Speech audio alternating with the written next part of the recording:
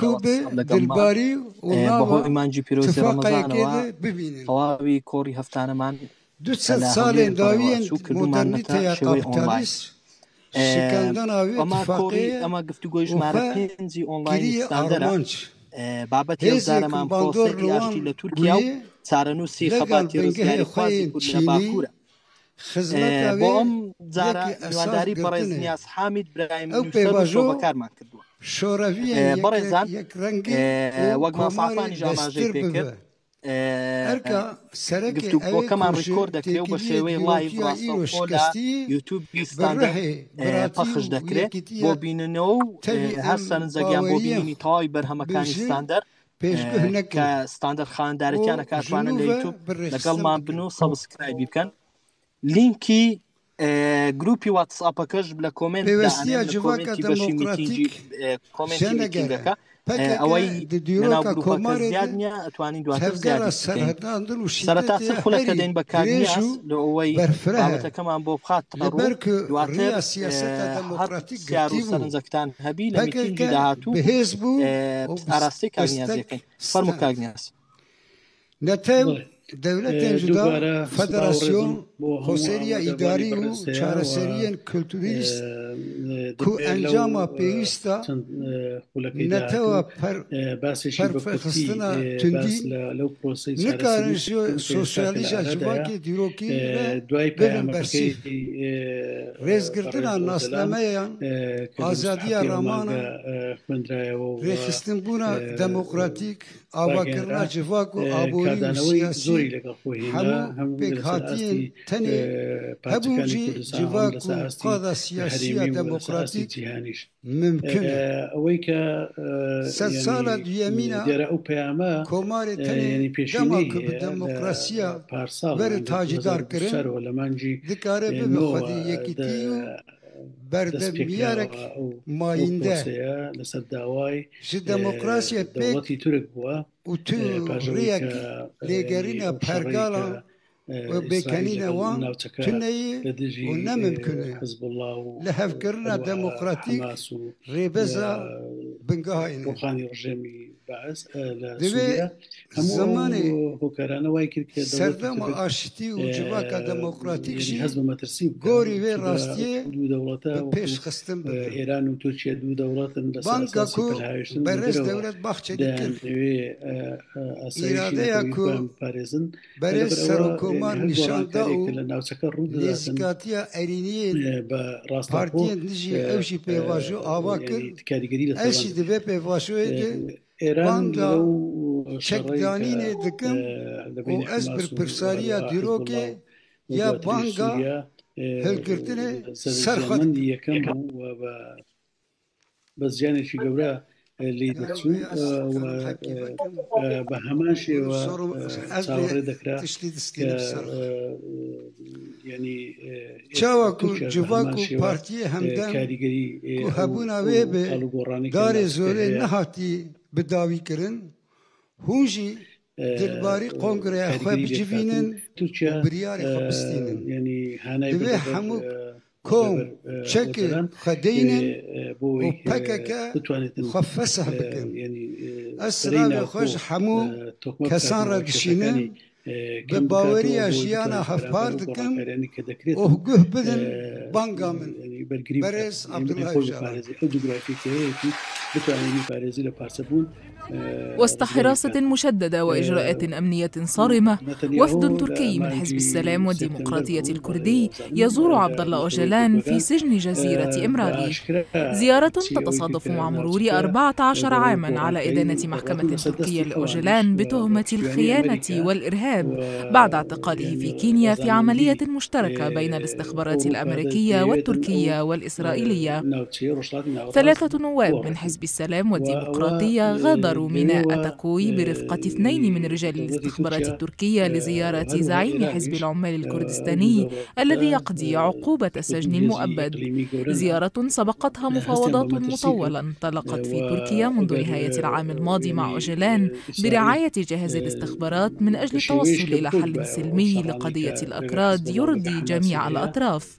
ويبدو أن زعيم السينما الكردي سيطلع خلال اللقاء على خارطة الطريق التي قد تكون بداية لإنهاء الصراع، وتتضمن الخارطة إعلان وقف إطلاق النار وانسحاب المقاتلين الأكراد من الأراضي التركية إلى منطقة شمال العراق وترك السلاح.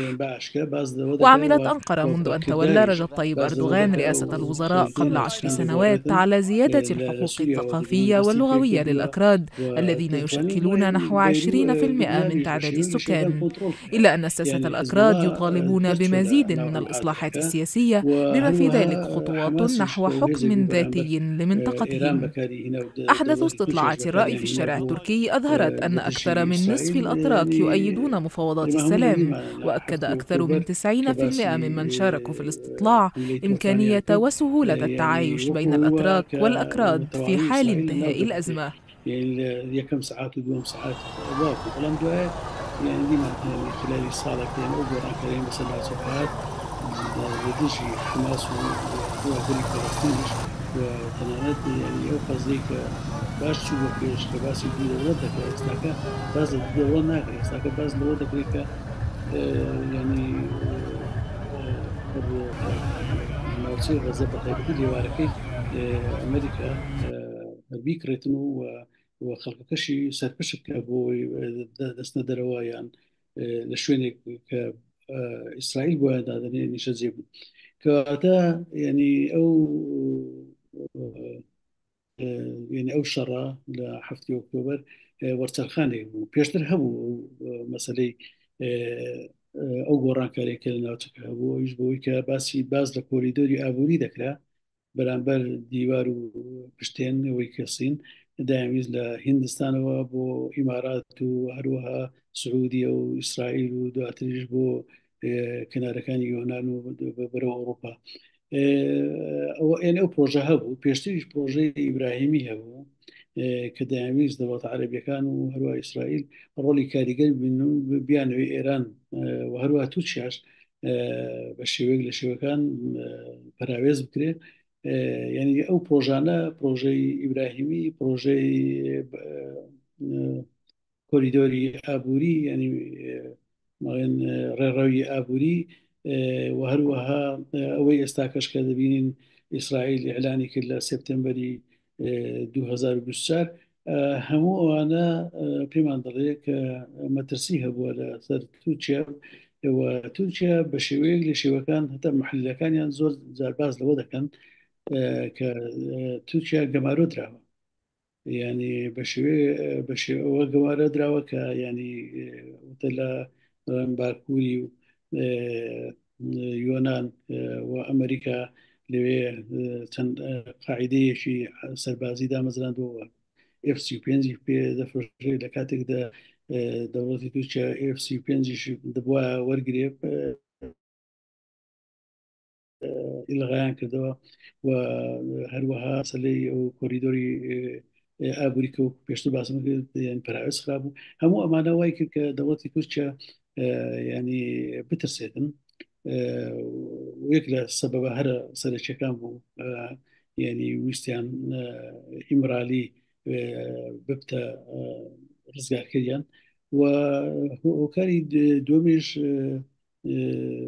ديال خودي أردوغان بيوتي بوي هيك بمنيت لدى الصلاة شكرا لدى الصلاة نمينة جاني حتى الزندان دبي أقل نكون شيء شكرا براستي وكو سروشي زهبة بس يدي ودكا سنزارك باسي كدي ملفاتي وده زور لسرع يعني بيجمع هملا يعني زيو طالاني وهروها تيرور وكشتنو سبيكرنەوەی پارە و بازرگانی بە موادی هۆشبەر ئەوانە هەموو مەلەفن لەسەر خودی ئەردۆگان هەیە بۆیە ئەردۆگان زۆر هەوڵ دەداتن کە بمێت لە دەسەڵات و خۆشمان دەزانین یعنی مەهەپە ئەو هێزەیە نوێنەرایەتی دەوڵەتی قبوڵ دەکات لە دەوڵەتی لەو حکوومەت یاخود بڵێن لە دەوڵەت هەرچەندە ژمارەی کوچەکانی کەمە بەڵام دەوڵەت ئەو دەوڵەتی ئێستا کە دەبینین بە عەلەنی دیارە بەڕێوە دەباتن ناکوچەکانی نێوان دەوڵەتی قوڵیش هەیە چکە بە حکمی ئەوەی منی شەڕی سارد دروست بووە و بەردەوام دەوڵەتە گلادیۆ کە سەر بە ناتۆ بوو کە لە هەموو ئەو دەوڵەتانەیان دروست کرد کە خەریکە ڕوتی چەپ دەکەوێت ئەوانە دروست بووە لە تورکیاش دروست بوو بەڵام ڕێڕەوی ئەو ینی گلادیۆ لە تورکیا بەرەو دەوڵەتی قوڵ ڕۆی وە دژایەتی کورد و ینی ئەو هەموو کوشتنە فاعلی مەجهول هەموو دەستیوانی تێدا بوو و دوای چەند ینی ڕووداوێک ئەوە کەشف بوو و وەکو ڕووداوی سوسەلوگە ساڵی 97 و ینی دەتوانین بڵین دەوڵەتی تورک دەوڵەتی قوڵ بەڕێوەی دەبا دەوڵەتی قوڵ هەستی بە مەترسیانە کرد و هانای بردە بەر ئیمرالی و لە هەما کەس ئەردۆغانی خودی ئەردۆغانیش پێویستی بەوە هەبوو کە پێویستی بەوەی دەستور هەموار بکرێتەوە بۆی ببێتە سەرۆکی هەتای تورکیا هەتا تەمەنی منێ ئەمانە هەموو هۆکار بوون بۆی کە لە هەمان کاتیشە ینی هۆکاری دیکەش کە ینی گەریلا پاژەوەی کە درۆن بەڕاستی کاریگەری نەرێنیدانە لەسەر چالاکیەکانی گەریلا بەڵام پاژەوەی ینی ئەو چەکەی دۆزراوە کە بۆ قستی درۆن ئاسمانی ئەو ناوچانە کە گەریلای لێ بوو شەڕی تێدا دەکرد پاک کراوە تا حدەکی زۆر و دواتریش ئەم مۆدێلە مۆدلی گەریلای مۆدرێن گوازراوە باکووری کوردستان لە باکووری کوردستانیش ینی قرارەوە بۆ ئەگەر ئاگر بەز نەکرێ لەوێ ئەگەر شەڕ دەست پێ بکەن بە دژواری دەست پێ دەکەن و ئاسمانی ئەوێش دەپارێزرێ لە درۆن و پێشکەوتنەکانی سووریا و ڕۆژاوای کوردستان بەڕاستی ئەوەش هۆکارێکی دیکەیە دیسان دەوڵەتی تورک پێویستی بۆی هەیە کە ینی ئەو ئاشتیە بکاتن بۆی بتوانێتن ئەگەر بە تەکتیکیش بێ کە دواتر دێمە سەر باسیەوەی ئایا تەکتیکە یان استراتیژی دەوڵەتی تورکە ئەوە بیانوێ احتیوایکەن بۆ خۆشمان دەزانین لە پاش ڕوخانی ڕژێمی باسەوە تقریبا بەرەو سێمان دەڕوا دەبینین دەوڵەتی تورک بەردەوام هێرشی بۆ سەر بەنداوی تەشرین واروها پردی قەرەقۆزاقەیە کە دەیەوێتن لێدا هاوشێشەکە بگۆڕێ هاوچەی سەربازیەکە گۆڕ بووی هاوچەشە سیاسەکە بگۆڕدرێ بەڵام ئەوەی نەیتوانی بەرخۆدانی شەروانانی ئازادی لێدا ڕێگەیان پێگرت و گەلیش پشتیوانی بە هەموو پێکاتەکانەوە بە کورد و عەرەب و بە هەموو پێکاتەکانی دیکەی باکوور و ڕۆژهەڵاتی سووریا پشتیوانیان لەو بەرخۆدانە کردووە دەتوانم بڵێم فەشەلی هێنا ئەو هۆکارانە وهاتنی ترامپیش ترامپ بۆ خۆی ینی کەسێکە ئێمە هەموو دیمان ینی ماوە سێ ڕۆژ پێش دەستا مامەڵەیەکی لەگەڵ زلینسکی کرد و ینی ئەردۆغانیش پێشتر مامەڵەی لەگەڵ ترامپ کردووە دەزانێت ترامپ هەروە ئاسان نییە مامەڵە لەگەڵکردنی تەنانەت هەمومان شایەدی ئەو نامە بووین کە لە کاتی هێرشکردن بۆ سەر ڕۆژاوای کوردستان ئەو نامەی نردوو بە ئەحمەقی ناوبرد و نامەکە بڵاو بوو ینی ئەو دەزانێتن بۆ خۆشی خودی خۆشی بۆ هەموو ستافی حکوومەتەکەی چوو بۆ ساڵەکەی بزەبت لەبیرم نییە بەڵام لە نهایەتی 2019 شتی ئەوە بوو بزانم پێش داگیرکردنی سەرەکانی و گرێسپی چووە لای ترامپ لێ دی یعنی بینی ترامپ ینی کەسێکی ئاسان نییە ینی کەسێکی سیاسی نییە و کەسێکە حیسابی زەرەر و قازانج دەکات وەکو دیشمان لە مەسلەی ئۆکرانیا چۆن لەگەڵ زلینسکی بە حیسابی پارە و شتیوە حیسابی کە وەکو حیسابی استراتیژی حیسابێکی وای نەکرد لەبەرەوە ئەردۆغان یان دەوڵەتی قوڵ ئەو شتانەی هەموو ئەو کرد لێکدایەوە و ئەمە بمانوێ نمانوێ لینچی دەوڵەتی قوڵ لەگەڵ ناتۆ هەیە و دووریش نییە ناتۆ ڕۆڵی هەبوو بێتن لەو دەست پێشخەریەی دەوڵەتی تورک بۆ ئەوەی کە هانا باتە بەر ئیمرالی بۆ ئەو کێشەیە چارەسەر بکرێ بۆی توانێ خۆی بپارێزێ چونکە ئەو پێشتر باسمان کرد ئەو دوو دەوڵەتە کە استراتیژیان لەسەر ئەساسی تەکتیکی پەرهاویش نەبوو دەرەوە دەیانەوێ هەم لەڕی هەژمونی سیاسی و سەربازی و هەروەها هەژمونی اقتصادی کورد و دەوڵەت دەناڵێنن بەهۆی ئەو پەرهاویشتانەی بۆ دەرەوە وای لێ هاتووە اقتصادیان تێک بچێت دەیانەوێت بەو پەرهاویشتانە بتوانن تەحویزی ئەو تەنگەژە ئابووری و سیاسیانەی ناوخۆ بکەن. ئەوە تا ئەو کوێستاکە ینی وەکو بۆ خۆم دەیبینم ینی دەوڵەتی تورک پێویستی بەو ئاشتیە هەیە ینی وای دەبینم بەڵام هێزگەلێکی دیکەش هەیە ناوخودی تورکیا کەوانە ڕێگرن ینی ڕەنگە تەنانەت ئەردۆغان پێرێش باسی کرد لەوەی کە لایەن هەیە دەیەوێت تێشی بەخۆی گوتی ئەمە محاولە دەکەین ئەو ڕێگریە بکەین و بەردەوام بین. ئەوە سەبارەت بە هەلومەرجی ئەو پارلەمانتۆ تورکیەدا نقاشên ser bikarانîna peyva Kurdistanê zêdetir dibin. Parlamenterên nijadperest yên AK Parti û MHP dibêjin deverek wek Kurdistan li Tirkiye nîne û bikarîna vê peyvê tê wateya parçekirina axa Tirkiye. Parlamenterên HDP rexne li gotinên van parlamenteran digirin ku di kurahiya dîrokê de peyva Kurdistanê bû diyarkirina axa Kurdan heye û damezrînerê Tirkiye Mustafa Kemal jî ملفی ڕێبەرۆزەران لە زیندانی ئیمرالی ئەسڵەن یاسایی نییە ملفێکی سیاسیە 26 ساڵە لە زیندانە لەسەر مەسەلەی سیاسی مەسەلەی کوردبوون و پێشەنگایەتی شۆشەیەکە لە 72 بەرەبەرە دەستی پێ شۆشی چەکداری لەبەرەوە ینی ڕێگەیان نەدا خوێنرایەوەش ئەمانە هەموو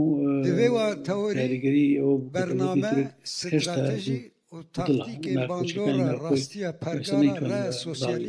لەبەرەوەشە پشتی پەیامەکە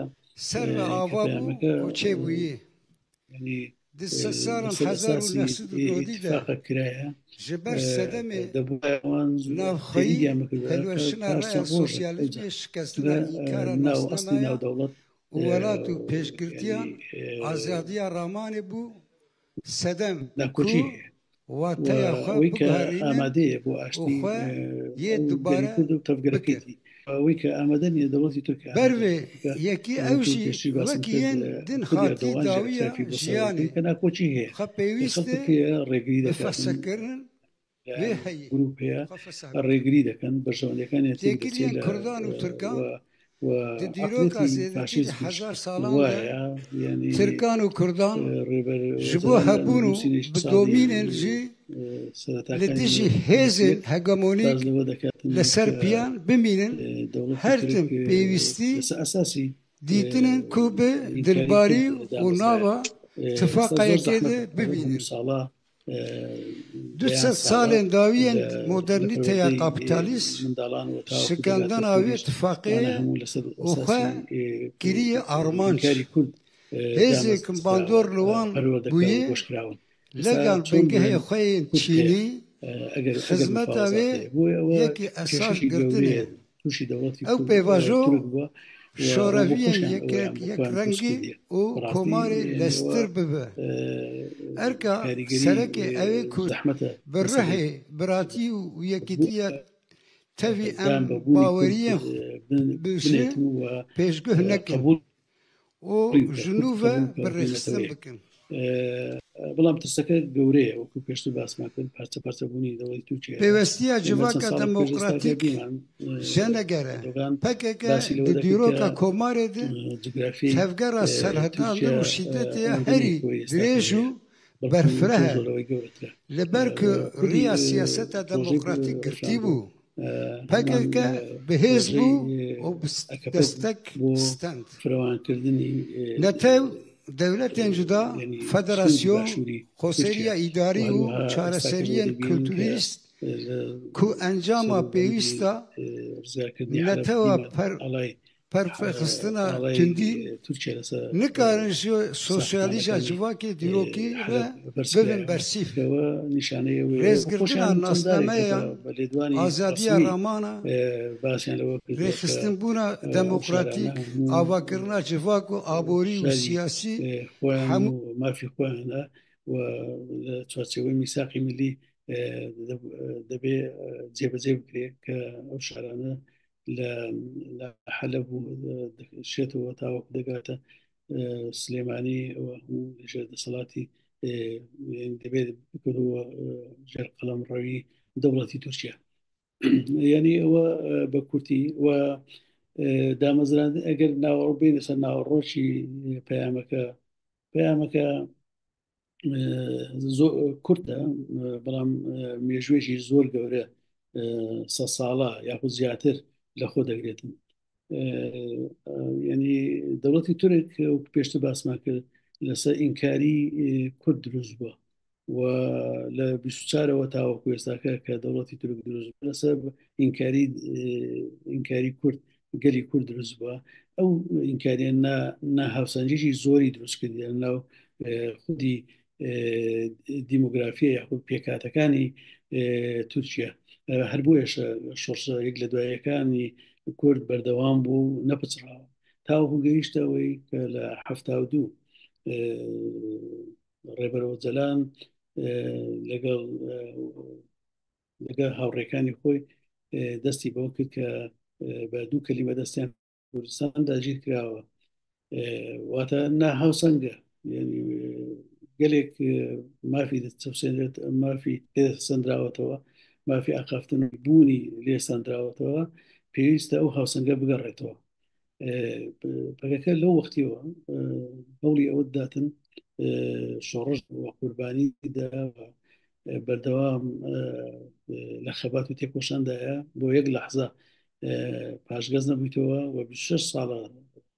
ڕێبەرەوە جەلان لە زیندان بۆ یەک لەحزە پاشەکشەی نەکردی و تەعویزی نەدا ئەوە هەمیشە ویستویەتی کە ئەو ئامانجەی بێنێتە دی هەموو جارێ دەوڵەتی تورکیای تاقی کردوتەوە بۆی کە ئەگەر بەس ڕابگەێنێ و مەسلەی دانوستاندن هەر جارێ مەجالێکە بوویتن ئەو بڵێنەوەچێ لەگە تۆکە دۆزال ینی فرسەتە کاتە پێشەوە و ئێلانی ئاگەر بەس کرا و ویسترا مەسلەکە بە ئاشتی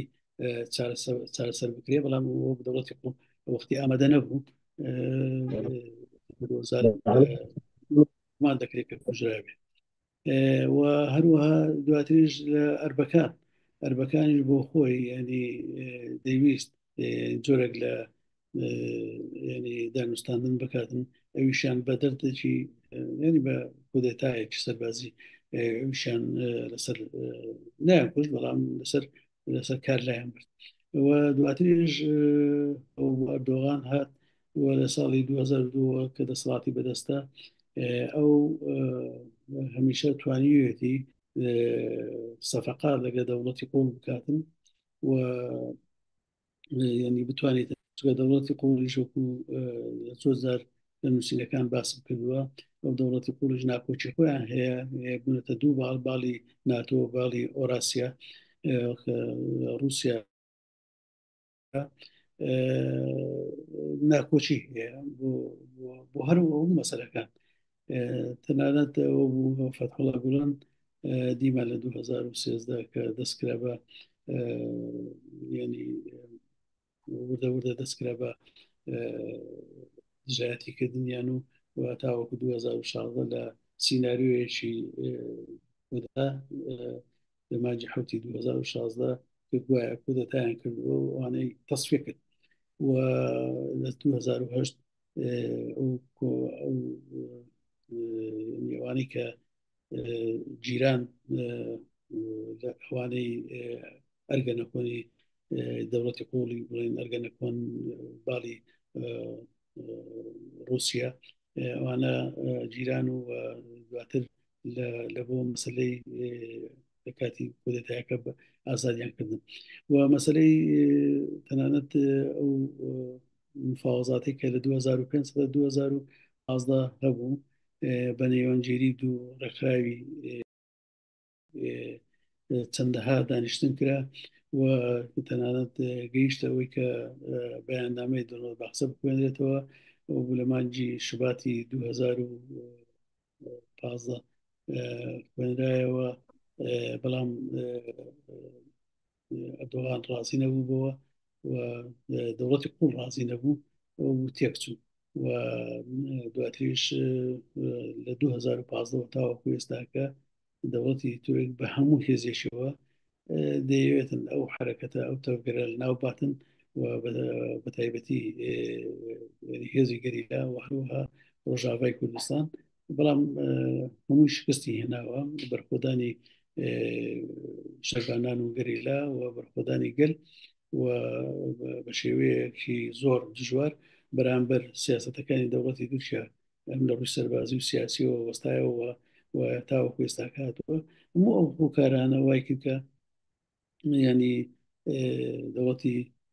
دەوڵەتی قوڵی تورکیا هەروەها ئەردۆغانیش ڕازی بن بۆی کە مەسلەی ئاشتی بێتە گۆڕێ ئێستاکە لە چوارچێوەی ئەو پەیامەی کە ڕێبەر ئۆزەلان داوێتی ئەوە بەڕوونی دیارە دەوڵەتی تورک ینی هەڵوەشانەوەی دەوڵەتی تورکە وەکو پێشتر باسمان کرد پێش هەڵوەشانەوەی پەکەکە هەڵوەشانەوەی دەوڵەتی تورکە وەکو پێشتر باسمان کرد دەوڵەتی تورک لە ئاساسی ئینکاری کورد دروست بووە ئەگەر هاتووە و ئینکاریە نەمێنێ کەواتە دەوڵەتی تورک ئەوەی کە هەبوو هەتا ئێستاکە دەوڵەتی تورک هەڵدەوەشێتەوە ئەو کاتە پێویست بە هێزی گەریلا ناکە پێویستی بە پەکەش ناکە کە لە ئاساسی بوونی ئەو ئینکارە دامەزرا ئەگەر دەوڵەت هەڵوەشێتەوە خۆی هەڵوەشێنەوە ئەو ئایدۆلۆژیایی کە لەسەری نەشوما دەکا و ڕۆژات دژوارتر بەرامبەر کورد دێتە پێشەوە ئەو وەختەی ینی نامێنێ وجودی نامێنێ وەختە پەکەکەش بوونی نامێنێ و ئەوەی کە دیگای باسە یعنی زیاتر لە سەدان بڵێن بەدەیان بە سەدان ڕێکخراو هەیە دەتوانێت جێگای پەکەکە بگرێتەوە پەکەکە چکە بۆتە ینی ڕێخستێکی کۆمەلگایی دیموکرات و ئەوە ئەگەرچی لە سەرەتایە بەڵام هەست پێ دەکرێت کە بوونی هەیە دەم پارتی ینی بەشێکە لەو پرۆژەیە و هەروەها لە هەموو پارچەکانی دیکەی کوردستانیش بە هەمان شێوە کەواتە پەکەکە بۆتە کۆمەلگای دیموکراتیک بوونی ویان نەبوونی بۆ خۆی دەتوانێت خۆی بژێنیتن تەنانەت لە دیاسپۆراش یعنی نەکرد لە چار پارچەی کوردستان بەڵکو لە دیاسپۆراش دەتوانێت بەڵام دیار لە پارچەیەک لە بۆ پارچەیەکی دیکە دەگۆڕێ ینی بە پێ هەلومەرجی پارچەکان بۆیە ینی هیچ ترسێک لەوەی دانیە کە ئەگەر پەکەکە خۆی هەڵوەشێنتەوە و هەروەها هەپەکەش چەک دابنێتن بەڵام دیارە بەرامبەر ئەوە وتمان دەبێت دەوڵەت هەڵوەشێتەوە دەوڵەت چۆن هەڵدەوەشێتەوە بە گۆڕینی زمینەی سیاسی و